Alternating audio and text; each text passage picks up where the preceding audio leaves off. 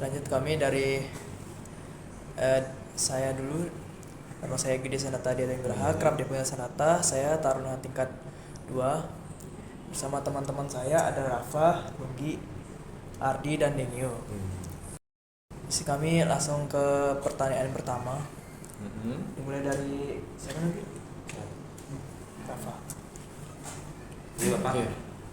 boleh ceritakan secara singkat awal mula Bapak terjun ke dunia birokrasi dan riset hingga dipercaya menjadi kepala bidang, serta apa visi atau impian besar yang ingin Bapak capai untuk kemajuan daerah melalui lembaga ini. Jadi awal mulanya saya terjun ke dunia birokrasi. Yang pertama dari kecil saya suka berorganisasi. Dari SD saya ikut di Pramuka, kemudian SMP juga ikut di Pramuka sampai dengan saya jamburi ke Jakarta mewakili Kabupaten Buleleng ya. Kemudian SMA pun juga saya masih tetap organisasi. Ya, dan saya aktifnya di OSIS ya, di OSIS. Itu kan pastinya dari sistem inovasi itu pasti akan ada perbedaan dari ide beberapa orang. Bagaimana caranya agar bisa tetap menjaga disiplin tanpa mematikan kreativitas dan tetap dan bagaimana cara mengambil keputusan jika ada suatu konflik seperti perbedaan pendapat atau konflik apapun itu yang mempengaruhi tentang inovasi dan beberapa kreativitas yang Oke. Maksudnya apa namanya, bagaimana seninya kita dalam memimpin sebuah organisasi dan mengendalikan dari orang-orang yang berada di lingkaran kita, atau mungkin lebih tepatnya di jajaran staf-staf di kita di Badan Riset dan Inovasi Daerah Kabupaten Buleleng. Oke, bicara tentang seni kepemimpinan. Seni kepemimpinan itu merupakan sebuah cara atau mungkin bisa dikatakan sebuah kreativitas untuk mengarahkan, membimbing seseorang atau orang lain atau sekelompok orang untuk mengajak dia agar mau bekerja sama, bekerja secara tulus ikhlas, ya sesuai dengan harapan kita masing-masing untuk mencapai tujuan bersama. Jadi orang itu ikhlas, ya tidak penuh dengan intimidasi, tidak penuh dengan kekerasan, ya, tapi secara persuasif, bukan represif, ya, tapi mereka punya kesadaran untuk mau bekerja sama. Itu yang namanya sebuah seni dalam kepemimpinan. Ya, sudah tentu masing-masing uh, organisasi itu pasti memiliki karakter yang berbeda-beda, dan antara pemerintahan dan swasta pun juga pasti berbeda ya. Adik-adik mungkin bisa merasakan sedikit-sedikit. Kalau di swasta, kepemimpinan di swasta dia bisa keras, bisa tegas ya, kemudian dan orientasinya itu berbeda dengan pemerintah. Dia pasti orientasinya adalah profit, ya kan, mencari keuntungan yang sebesar-besarnya. Nggak sesuai pegawainya udah pecat. Kalau di pemerintahan nggak bisa. Kalau di pemerintahan lebih ke public service, memberikan pelayanan prima, pelayanan yang terbaik terhadap masyarakat. Untuk bisa memberikan pelayanan terbaik kepada masyarakat, kita harus bisa mengelola organisasi kita, mengelola SDM dan staf-staf kita, supaya itu mereka bisa dan mampu memberikan pelayanan yang terbaik terhadap masyarakat. Kan seperti itu, ya. Kemudian kita juga tidak bisa melakukan kekerasan sama seperti halnya di swasta. Ada tahapan-tahapan yang memang harus kita lalui, dan juga seni yang harus kita lakukan supaya tidak menimbulkan konflik atau konflik yang berkepanjangan. Tujuan kita memberikan pelayanan publik pada masyarakat itu bisa tercapai. Oke, kembali terhadap karakter orang-orang. Kalau kita memiliki apa namanya, misalnya memiliki seorang peneliti, kalau orang peneliti biasanya kan pasti orangnya pintar-pintar. Ya. Orang IT pasti orangnya juga pintar kan ya. Tapi orang-orang seperti itu belum tentu bisa melakukan komunikasi yang bagus. Tapi kalau dia mengerjakan secara administrasi atau enggak dia di depan komputer, di depan laptop, orang IT kerja di ini, seorang hacker ya, seorang apa namanya IT, dia pasti pintar, tapi belum tentu juga bisa melakukan komunikasi. Makanya di sanalah peran dari seorang pemimpin untuk bisa mengatur jajarannya. Seni yang dilakukan seperti apa. Nah, kemudian eh, yang harus kita lakukan ya, yang harus kita lakukan terhadap mereka-mereka ini, jadi kita harus bisa menyatukan eh, perbedaan dari masing-masing keinginan dari mereka. Ya, boleh mereka dari sisi apa namanya tuh, dari sisi mereka melakukan riset itu, tapi dengan catatan mereka tuh memiliki tujuan yang sama dari riset yang mau dihasilkan. Ya, boleh. Tapi kita yang mengarahkan. Tapi tujuannya tetap sama. Ya.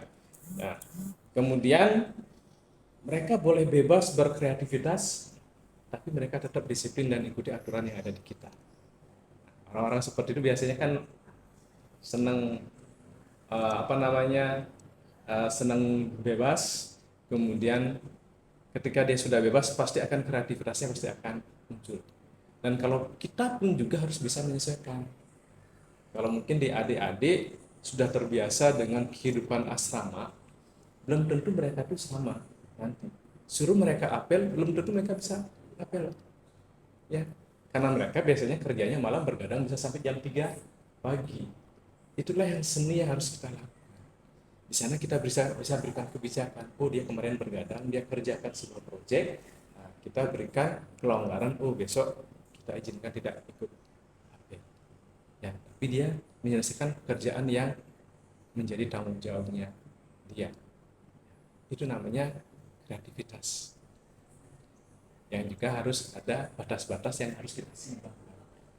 Ya, nah, kemudian disiplin tetap dengan apa namanya, pada koridor, tapi mereka itu merdeka pada proses, disiplinnya tetap, target waktu dan juga pekerjaan bisa tercapai. Ya, kemudian pengambilan keputusan pada saat konflik pun juga harus berhati-hati dan kita tidak boleh berat sebelah. Ya, tidak boleh membela salah satu. Tetap memposisikan bahwa mereka itu dalam kondisi yang netral. Siapa yang benar dan siapa yang salah, itu kita tidak harus sampaikan langsung dan tidak menjudge kepada yang bersangkutan. Kita lakukan dulu bersama, kita berdiskusi terbuka dan jangan kita berbicara itu di belakang. Ya. Duduk seperti ini, sampaikan apa kendalanya, apa permasalahannya, itu kamu apa ininya, apa yang tidak sesuai, silakan sama-sama buka data. Tapi setelah ini harus siap menerima apa yang menjadi keputusan dari kami, dari pimpinan, dari sumber data yang valid. Di sini supaya tidak benar atau kurang tepat, silakan harus bisa menolak. Seperti itu. Ya, jadi di sana posisi pimpinan tegas. Kalau yang satunya ngeyel dan tidak mau, di sana baru kita bisa tegas. Tapi sebisa mungkin kita melakukan pendekatan secara persuasif. Karena apa? Karena mereka adalah rekan kerja, mitra kerja kita untuk bisa mencapai tujuan bersama kita di organisasi. Oke, Kak Era. Mungkin di era modernisasi ini dan digital, serba digital, apa tantangan terbesar Bapak dalam memimpin suatu lembaga riset daerah ini? Di dunia digital. Ya. Di dunia digital, digitalisasi itu bagaikan pisau bermata dua. Artinya satu sisi dia bisa menusuk, satu sisi juga bisa mempercepat sebuah proses. Ya. Satu sisi bisa negatif, satu sisi bisa Contoh terkecil yang paling sangat nyata adalah penyebaran informasi yang begitu masif. Namun kita sangat sulit bisa membedakan mana berita benar dan mana berita bohong, mana hoax dan mana tidak, betul enggak? Ya kan? Namun perkembangan teknologi itu sangat-sangat masif, sangat begitu cepat. Coba adik-adik bayangkan dari dulu. Ya, dulu kita di media itu ada namanya media konvensional berupa koran, ada TV, ada radio, ya kan? Sekarang pernah nggak nonton TV sekarang? Jarang. Pernah tapi jarang. Kemudian pernah nggak baca koran? Nggak pernah, ya kan? Ya, pernah nggak dengar radio? Jarang. Pasti ya. Mereka kalah bersaing ini dengan yang namanya media Sosial. online dulu saya bilang. Jadi hitungannya mereka buat berita dalam satu hari, hari ini buat berita, tayangnya besok, bener nggak kan? Kalau koran kan seperti itu kan, tayangnya besok. TV pun juga paling cepat pagi gini, baru malamnya bisa tayang. Selain live, ya seperti itu. Nah, ada yang namanya media online, seperti tempo.com. Kemudian di pemerintahan kan ada yang namanya website. Kalian pun juga pasti punya website kan, hitungannya jam. Kita buat beritanya sekarang lagi 1 jam bisa kita posting. Itu kecepatannya ya. Ini cepat sekali pergerakan digitalisasinya. Kemudian ada yang namanya media sosial ya, salah satunya ada WA, Instagram, TikTok, lalu kan Facebook kan. Kalian pasti nggak punya Facebook ini ya kan. Media online ini kalah sama apa? Sama media sosial. Kecepatannya dalam hitungan detik. Kalau dulu mulutmu adalah harimaumu, kalau sekarang jarimu adalah harimaumu. Itu yang saya bilang, kalau kita negatif dalam menggunakan digitalisasi ya seperti itu. Akan muncul berita-berita bohong, hoax, kemudian akan juga ada kenakalan-kenakalan yang lainnya, ada judi online, ada prostitusi online dan lain sebagainya. Itu penyalahgunaan dari digitalisasi. Tantangannya ada di sana. Berita itu sangat sulit kita bedakan. Termasuk sekarang sudah ada AI, sulit membedakan mana foto asli, mana foto tidak. Kemudian mana video asli, mana video yang bohong. Kemudian mana video call asli, mana video call bohong. Orang menipu melalui sistem scam ya, apa namanya? Deepfake bisa. Seakan-akan anaknya nelfon, Pak tolong kirimin saya uang, seperti itu. Kalau orang tuanya masih di atasnya kaum milenial aja seperti bapak ini masih banyak yang tidak paham dengan IT, apalagi masih generasinya yang sebelumnya nggak paham, pasti yakin dikirimlah duitnya itu. Banyak yang kejadian ya penyalahgunaan dari kecanggihan kecepatan dari digitalisasi. Namun kalau kita tidak bisa mengimbangi atau tidak bisa mengikuti, kita akan ketinggalan, kita akan kalah, ketinggalan zaman, kita akan kalah bersaing juga gitu. Nah itu tantangan terbesar dari digitalisasi ya. Jadi hati-hati dalam menggunakan digitalisasi, kita tetap ikut mengikuti dari perkembangan teknologi, tapi kita harus tahu batas-batas koridor sampai mana kita boleh menggunakannya. Ya, menggunakannya. Kemudian tadi apa lagi di dunia digital ya? Digital. Bagusnya lagi adalah kalau kami dengan kecepatan digitalisasi ini ya, ketika anggaran kami itu minim, jadi kalau rapat kami setidaknya harus menyiapkan makan dan minum ya, dan itu berbiaya. Namun kita sudah memiliki internet free ya, kita memiliki alat Zoom, jadi kita rapat bisa lakukan secara Zoom hybrid ya, sehingga itu akan memangkas anggaran ya kan, bisa mangkas anggaran di kita. Sistem pembelajaran pun juga sama kan, ada dari teman-teman yang bisa melakukan pembelajaran secara hybrid, secara daring, bukan secara luring. Itu juga penghematan yang sudah bisa kita lakukan. Dimanapun dan kapanpun juga bisa kita lakukan. Saya pun juga tanda tangan surat.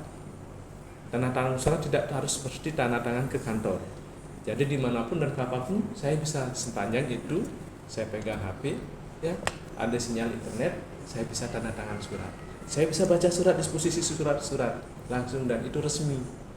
Ya, hasil-hasil riset saya pun juga bisa adik-adik lihat. Silakan buka di web, baru berbasis web ya, belum bentuk aplikasi Android maupun ini ya. Itu bisa dibuka riset-riset yang sudah kita lakukan, inovasi-inovasi kita yang sudah ada bisa ya. Dan bahkan juga kita menggabungkan, kalau dulu saya di Kominfo, menggabungkan seluruh aplikasi untuk memudahkan dalam masyarakat untuk mendapatkan pelayanan atau mendapatkan informasi. Termasuk mau membuka CCTV, silahkan buka yang namanya Singa Pinter. Ada CCTV di Tugu Singa, CCTV di Udayana beberapa, itu mengetahui kondisi di jalan. Oh, macet apa enggak? Di sana hujan apa enggak? Kan gitu ya. Kan bisa cek teman. Oh, di sana hujan apa enggak? Pak, di sana hujan apa enggak? Oh, buka CCTV-nya. Ada pencurian, ada ini, bisa buka di sana. Nah, seperti itu. Itu kecanggihan sebuah teknologi yang bisa kita manfaatkan secara baik atau secara positif. Ya, itu tantangan terbesarnya. Ya, itu tantangan terbesar. Ya. Yang terakhir, kesimpulan dari saya, ya, jadi pemimpin yang baik itu, kalau saya dari sisi pemerintahan adalah pemimpin yang mampu menggunakan tangan besi. Artinya dia mampu menegakkan integritas dan disiplin yang tinggi, ya. Namun di sisi lain dia memiliki hati yang lembut. Dia mampu memanusiakan stafnya, mampu memanusiakan manusia. Jangan memanusiakan hewan, baik nanti. Ya, lebih sayang hewan daripada manusia. Jadi memanusiakan manusia, dan staf kita itu adalah manusia walaupun dia itu lebih kecil dari kita. Ya, kemudian pesan saya buat adik-adik di sini, kembali karena tugas saya di Brida, masa depan Indonesia, masa depan di Kabupaten Buleleng, masa depan Bali itu berada di tangan adik-adik semuanya. Jadilah sebagai seorang penemu atau sebagai seorang inovator sesuai dengan ini kita atau punya saya di Brida Kabupaten Buleleng. Ya, cukup sekian dan terima kasih.